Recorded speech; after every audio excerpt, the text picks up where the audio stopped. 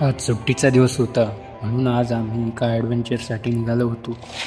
माझ्या मित्रांचा अट्टाहास होता की चला आज आपण मासे पकडण्यासाठी जाऊया. मग काय एक एक्स्ट्रा अँडरविअर मागच्या खिशात कोंबून आम्ही धरणाच्या दिशेने वाटचाल केली. एक भावड्या गर्लफ्रेंडची आठवण येऊ नये म्हणून तंबाखूचा डोस घेण्यासाठी दुकानाकडे गेला होता. मग काय सिमेंटच्या रस्त्यावरून चप्पल बुटा घसरीत आम्ही पुढच्या प्रवासासाठी निघालो होतो. आणि 10वी-12वीत फेल झाल्यानंतर असंच तुम्हाला मित्रांनो भागाचे बिल काढण्यासाठी तुमचा उपयोग केला जातो. म्हणून एकतर वेळेवर खूप अभ्यास वगैरे करत जा, नाहीतर मग कोणता तरी बिझनेस स्टार्ट करा, कारण तुम्हाला हे काम झेपणार नाही. आणि माझा अनुभव आहे की लोक काय म्हणतात काय करतात, त्याच्यामुळे मित्रांकडे काय लक्ष देऊ नका. फायनली अर्धा तास चपला घासल्यानंतर आम्हाला बंधाऱ्याची पिचिंग गाठलीच. पिचिंगच्या कडेलाच पिवळ्या रंगाचा सिंगल नांग्यावाला एक खेकडा आम्हाला घावला, पण त्याला पकडून पिशवीत ठेवण्यासाठी आमच्याकडे जागा नव्हती. म्हणून त्याचा विषय सोडून आम्ही पुढच्या दिशेने वाटचाल सुरू केली. इथे आम्हाला घोणस नावाचा एक साप आढळला मित्रांनो, ज्याला आपल्याकडे परड असे म्हणतात. तो 360 डिग्री कोणत्याही दिशेला वार करू शकतो. म्हणून आम्ही त्याच्या वाटेला न जाता आमचीच वाट बदलून निघालो. बघितले तर काय, बंधारा सगळा माशा आणि खेकड्यांनी मिटून भरला होता. म्हणून आम्ही सांडीच्या दिशेने वाटचाल सुरू केली. सरकारने येणाऱ्या जाणाऱ्या वाटसरूंसाठी या घाई रस्त्यावर उभ्या केल्या होत्या, ज्या शेपटे हलवून योग्य ती दिशा दाखवत होत्या आणि गुगल मॅपचं काम करत होत्या. महाराष्ट्र सरकारची टेक्नॉलॉजी पाहून टेस्लाने सुद्धा त्याची टेस्ला कंपनी विकून या दिशादर्शक गायचा बिझनेस सुरू केला आहे, असं काल मी एका उकारड्यावर पडलेल्या पेपरमध्ये वाचलं. आणि कधी जर तुम्हाला अशी अर्धी पाण्याने भरलेली बाटली आढळली तरी तुम्ही कधीही उचलून पिऊ नका, कारण काही लोकांनी याचा उपयोग बाथरूमसाठी केलेला असतो. आणि अशा ठिकाणच्या दगडांना तर बिलकुल हात लावू नका.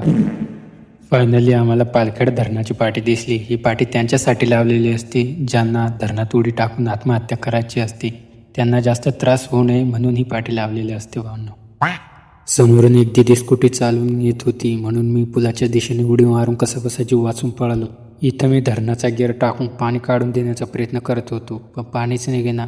मग मला समजलं की आजकालच्या जनरेशनसाठी पाणी काढणं किती अवघड झाले राव.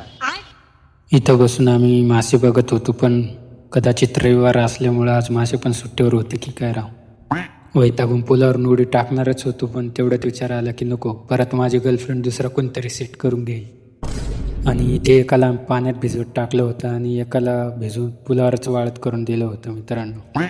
हे तिघं स्वतःला डिस्कवरी चॅनेलवरचा बिअर ग्रिल समजत होती.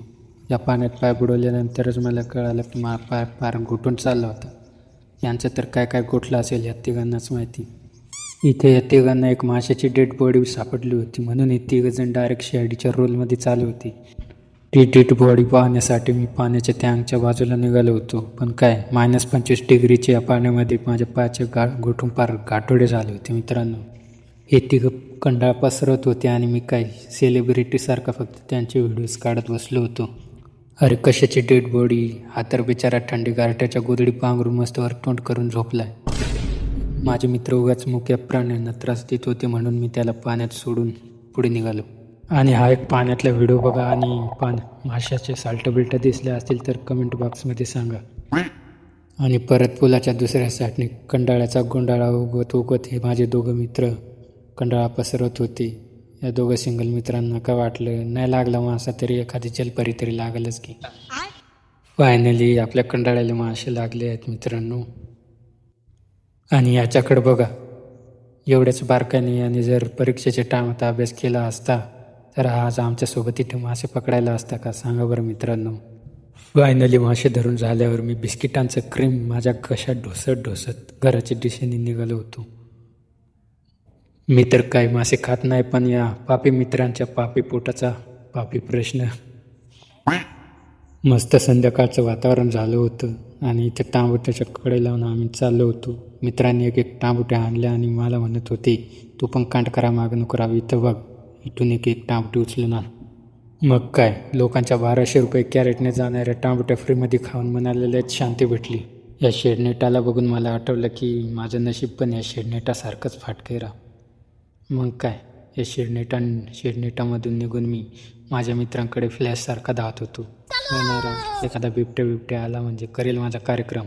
तुम्हाला दाखवण्यात की इतर मासे काय पकडले नाही म्हणून आजच्या ब्लॉगमध्ये एवढंच. आणि एंड चांगला व्हावा म्हणून एंडमध्ये मी माझं तोंड काय दाखवत नाही.